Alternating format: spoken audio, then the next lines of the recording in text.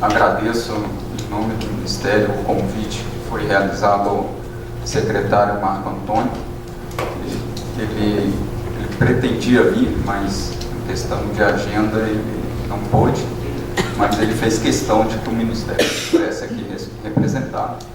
Eu então vim aqui para fazer uma apresentação mais sobre o panorama, né, das atividades, falar um pouco sobre o projeto de Libra, né, que, afinal, como os colegas da mesa já falaram, é até bom ficar por último, assim, no que economiza um bocado de fala. Mas também tirar algumas dúvidas. Quanto ao modelo, né, o IBP realmente ele sempre questionou muita coisa do modelo. O modelo é um modelo novo, né? Não, acho que ainda é cedo também para saber se ele está dando certo ou não está dando certo, quais são as melhorias que precisam ser feitas. Afinal, iniciamos o contrato, né, o primeiro contrato de partilha foi assinado em dezembro passado. Então, temos exatamente uns 6 meses, né, de contrato, de modelo efetivo de partilha. E tudo que é novo causa estranheza, né?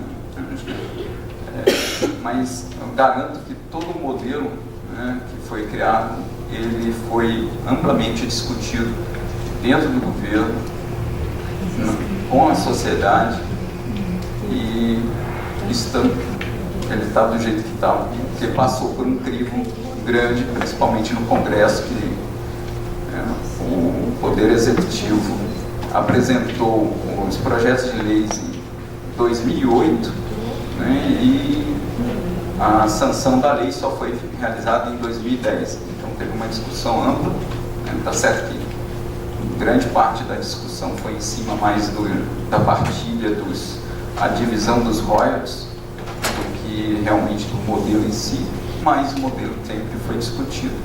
Então, é questão de esperar para ver se estamos no caminho certo, realmente. O cenário é totalmente diferente, né, da época da concessão, que foi em 1997, para a época em que foi colocado os projetos de lei pela Comissão Interministerial, que foi em 2008. O barril Brent em 97 estava coisa de $17 o barril, e já em 2008, quando começou a discussão, estava beirando 150, 180, chegou a $180 o barril. Só não subiu mais porque teve a crise mundial sobre primes dos Estados Unidos, que aí derrubou o preço do barril do petróleo, mas hoje o preço do barril já está quase que recuperando-se em $110 o barril. Então, bem, vamos lá, primeiro fazer vou falar das atividades, muito rapidamente dos contratos. Eu vou falar mais do projeto de Libra e os comentários finais. Bem, não é só o Brasil não vive só do pré-sal. Ele tem toda uma bacia sedimentar, são 750 milhões de quilômetros quadrados de bacias sedimentares. Desse total, 2,8 milhões tem potencial para as atividades de petróleo e gás, conhecidos. Isso daí é uma situação atual do nosso conhecimento geológico das nossas bacias sedimentares. Temos mais de 300 blocos concedidos em fase de exploração, sendo 6 em seção onerosa, e mais de 400 campos de produção operando. 107 empresas de exploração e produção, isso daí, que estão no Brasil. Esse número é um pouquinho discutível porque ali está contando as subsidiárias. Então, se colocar só as holdings, nós temos em torno de 70, 80 empresas de IP. Bem, se você avaliar Em 1997 nós só tínhamos uma, praticamente, que era a Petrobras. Então, em quase 20 anos, né, já temos um bom número. Bem, falar um pouquinho aqui da história, né, rapidinho. Em 2000 foi quando ocorreu a segunda rodada de licitação, que foi arrematado os blocos que hoje generaram as descobertas no pré-sal, que foram onde teve o Poço de Paraty, né, que foi a primeira descoberta em 2005, e depois o Tupi, né, que foi em 2006, mas são blocos da segunda rodada, justamente 2000. Ou seja, depois de 5, 6 anos aqui, desses blocos nas mãos dos consórcios, é que eles tiveram uma descoberta significativa do pré-sal. Foi em 2007 que teve o anúncio do gigantesco, né, como o Antônio falou, que teve a suspensão da rodada, teve a retirada dos blocos da 9ª rodada, para justamente que estava nessa área do pré-sal. E aí começou-se em 2008, e foi instalada a comissão interministerial para discutir o que fazer, né, como tratar essa descoberta, essa área de alto potencial e baixo risco. E foi até que culminou no marco regulatório, que foi em 2010, sendo o primeiro óleo produzido em 2008 lá no campo de Jubarte, continua em produção, já um piloto, um teste de longa duração em Lula foi em 2009. 2011 a gente teve a descoberta de Libra, ou seja, até ressaltar até que foi depois da seção onerosa. A seção onerosa ocorreu em 2010 e só em 2013 que foi criada a Pré-Sal Petróleo S.A. e também foi feita a licitação. Por que demoramos tanto de 2010 para 2013? Foi justamente por conta da discussão dos royalties, né? A Constituição ela é clara em que na hora que a lei que define o contrato que vai ser firmado pela União, ele tem que ter especificado a questão dos royalties, da participação governamental. E como essa questão ainda estava pendente no Congresso, né, demorou bastante tempo para resolver,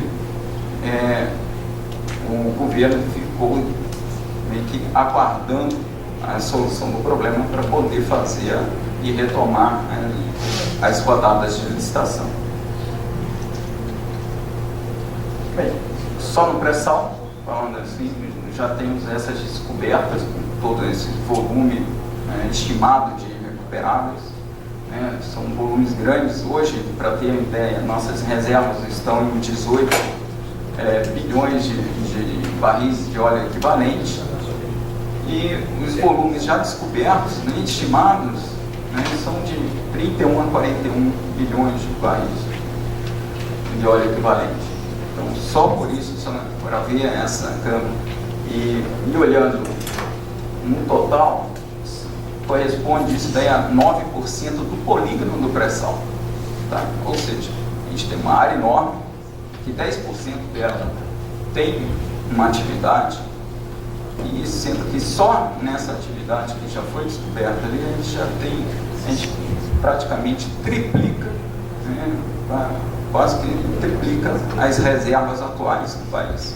Então, foi esse contexto que fez a mudança do regime, né, do regime de concessão para o regime de partilha. Teve essa, como o Antônio muito bem colocou, foi justamente a União quis ter assim, um maior aproveitamento dessa riqueza, né, e controle também sobre gestão sobre esses contratos. Aqui só é a previsão de investimentos, né, de 283 bilhões no setor de petróleo e gás, sendo 198 apenas em exploração e produção. E desse total de 198, 60% vai ser colocado só no pré-sal, no desenvolvimento das áreas de pré-sal. Aí a nossa previsão de produção, a gente perdeu a autossuficiência, mas acreditamos que em 2016 a gente recupere, e está ali 2015, mas 2015 vai ser por pouco. É possível, mas não, é melhor garantir por 2016. Mas até 2020 ainda o país vai se tornar um exportador líquido de petróleo. Tem um grande potencial para isso. E um detalhe sobre 2020 é que Libra, a estimativa de Libra é justamente começar a produzir em 2020. Então, vocês podem ver aqui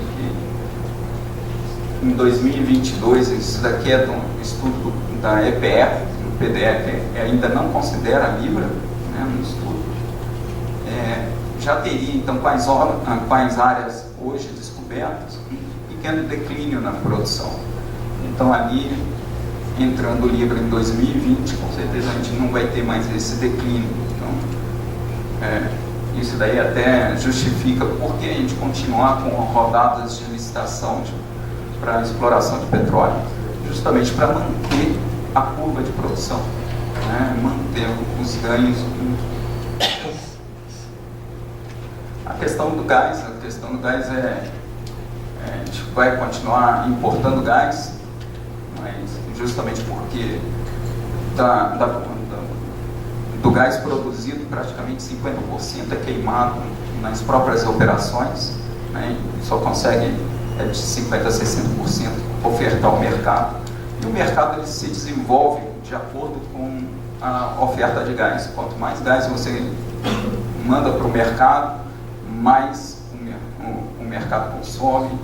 Então, na verdade, o projeto de gás natural ele só se justifica a partir da hora que você tem um contrato de demanda. Então, uma coisa puxa a outra. Bem, como os outros palestrantes já falaram, temos 3 tipos de contrato no GEP, que é um contrato de concessão, que continua valendo para as áreas fora do polígono do pré-sal, que tem uma característica bem válida, é reconhecido como um dos melhores contratos de concessão do mundo. Sempre que você vai fazer um curso sobre contratos de EIP no mundo, o contrato de concessão exemplo citado é o contrato brasileiro, que tem a oferta vencedora através do bônus de assinatura, o programa exploratório mínimo e o percentual de conteúdo local.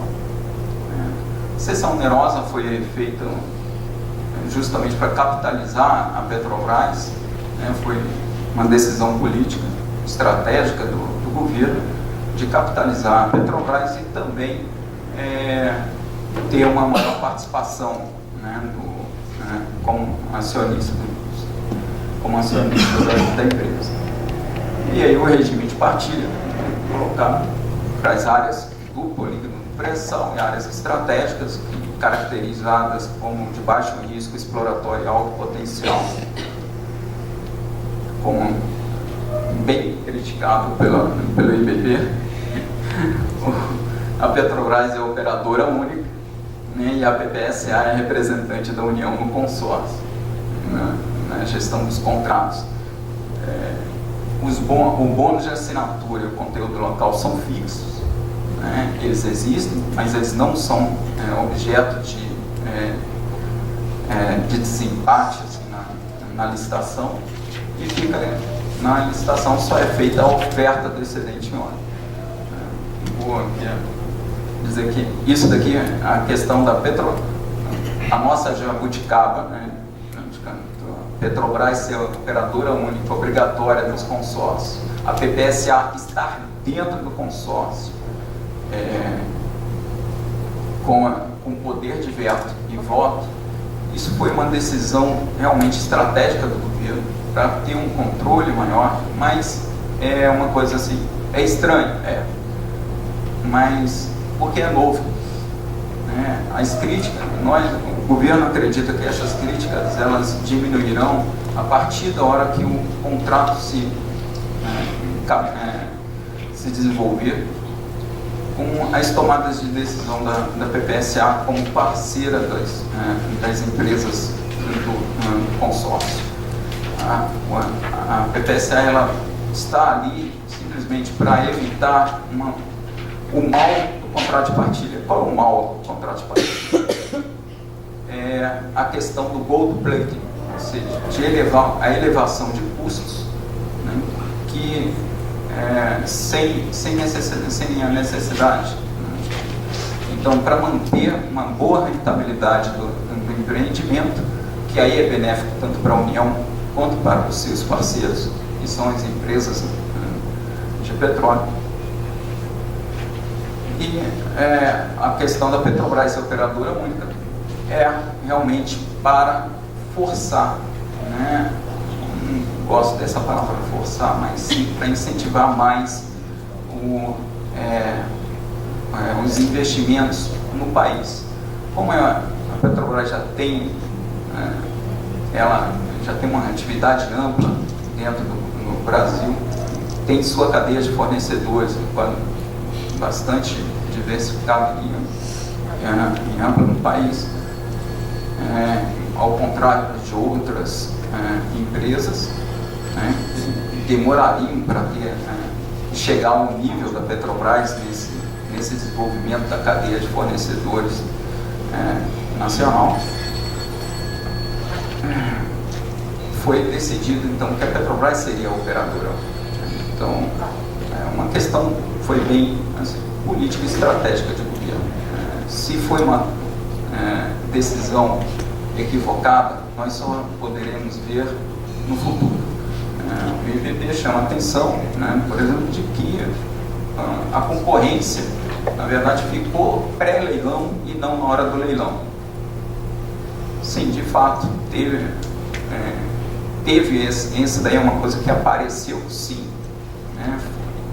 Foi percebido pelo governo, mas também percebemos que no dia do leilão, na hora da licitação, tinham 2 consórcios dentro do hotel, né?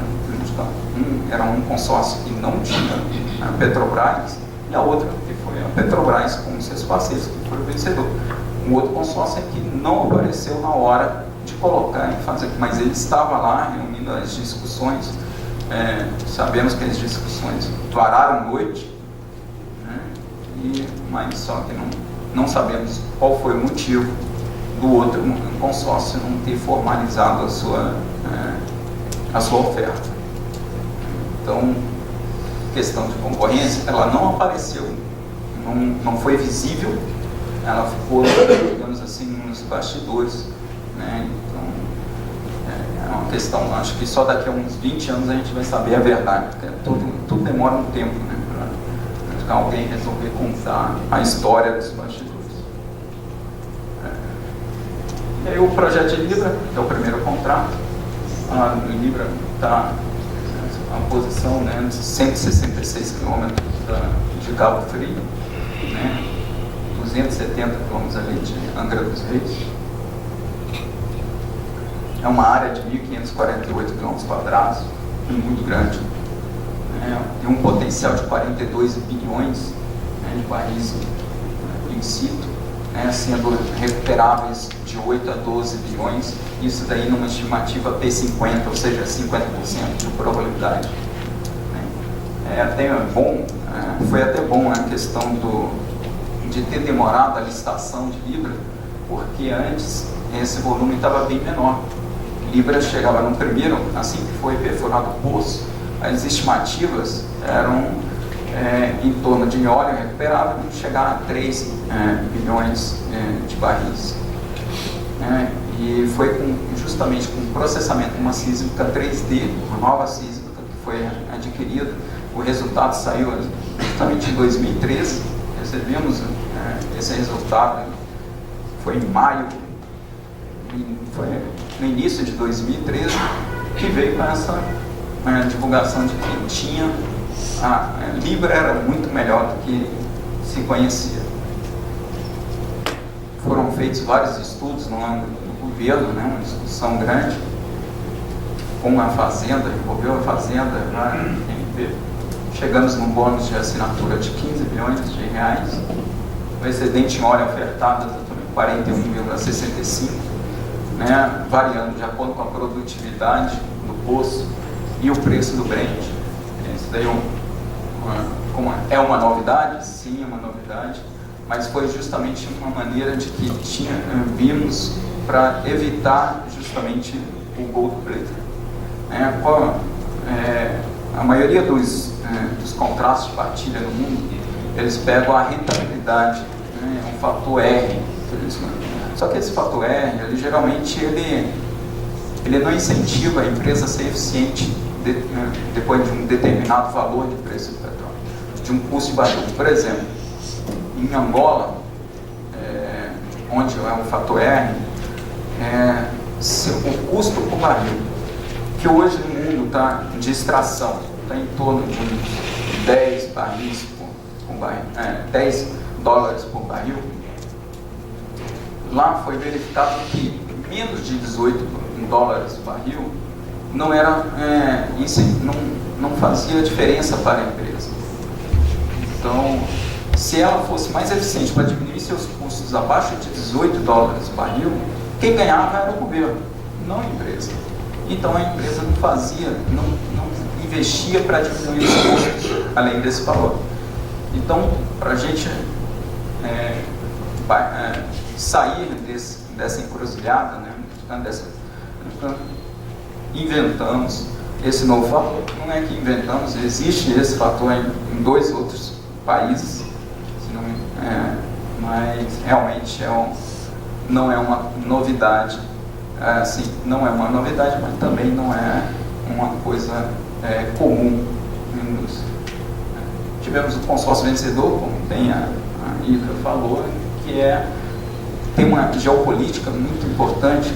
Temos 2 empresas europeias, 2 asiáticas, uma nacional, e a Petrobras. O equilíbrio de forças dela está excelente, no ponto de vista do governo. A Petrobras com 40%, a Total e a Shell com 20% cada um, ou seja, as 2 europeias com 40% também, e as chinesas com 10% cada uma, 20%, total. Conteúdo local variando, fixo na fase exploratória e variando no desenvolvimento da produção para os módulos até 2021, 55% e 59% após. Esses percentuais foram amplamente discutidos com os fornecedores locais e com a indústria em geral, as companhias também com o IPP, principalmente com a Petrobras. Então, isso daí não veio uma coisa... Tem um desafio nesse percentual, mas também não foi uma coisa imposta, caiu do céu. Bem, o projeto de Libra, o comitê foi estabelecido ainda em dezembro, formado por diretores e gerentes executivos. O plano de exploração já foi submetido para aprovação da ANP em janeiro. Tem um orçamento estimado entre 400 e 500 milhões de dólares só para este ano. Envolve a aquisição sísmica 3D de toda a área, um reprocessamento de uma área já existente. E também perfuração de 2 poços firmes, com início ainda agora no segundo semestre de 2014. Um teste de longa duração já previsto em 2016. Por sinal, a Petrobras saiu notícia anteontem de que a Petrobras estava adiando a entrega das ofertas sobre o FPSO que vai ser afretado para esse teste de longa duração. Então, ou seja, já está em andamento, as atividades estão ocorrendo. A estimativa inicial, como eu já tinha falado, 11 módulos de produção, o primeiro óleo de 2020. Então, de 2020 a 2030, né, o campo ainda vai estar em desenvolvimento da produção, praticamente. Bem, os comentários finais. A licitação de Libra, ela ocorreu, ela seguiu todos, apesar de toda a discussão política, né, jurídica que teve, ela seguiu os trâmites legais, nada foi feito de forma saudável, e ela proporcionará um government take de 75%, né, foi justamente aqueles 40%, 41,60% de excedente em óleo para a União. Bem, parece baixo, realmente baixo, 40% do lucro, óleo, né, do lucro vai ficar para a União, mas isso daí é a parte física do óleo, da produção.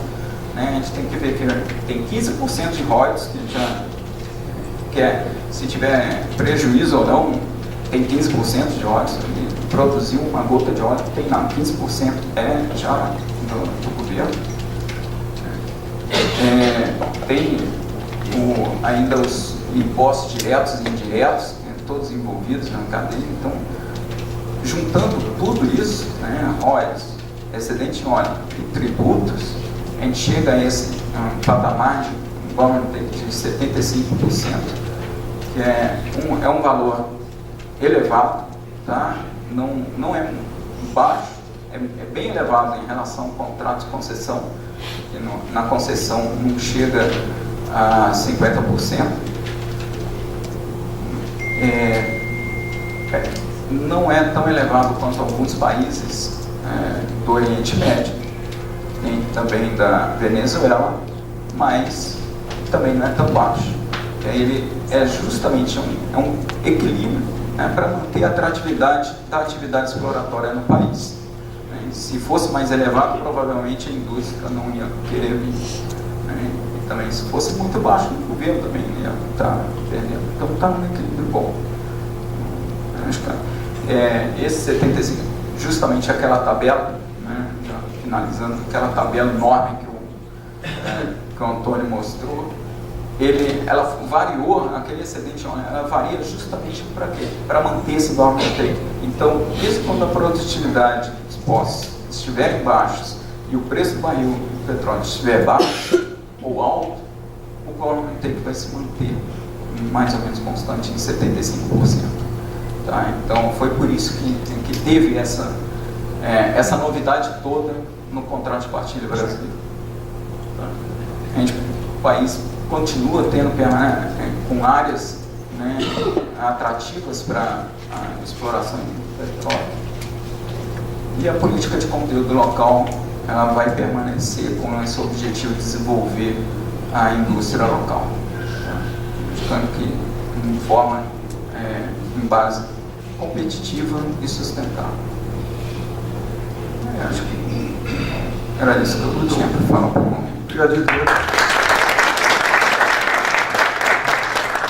A gente vai apertar um pouquinho aqui para dar espaço para o Cláudio Araújo Pinho, que é diretor jurídico do Centro de Estratégias de Recursos Naturais e Energia, CED, advogado especialista em petróleo e gás.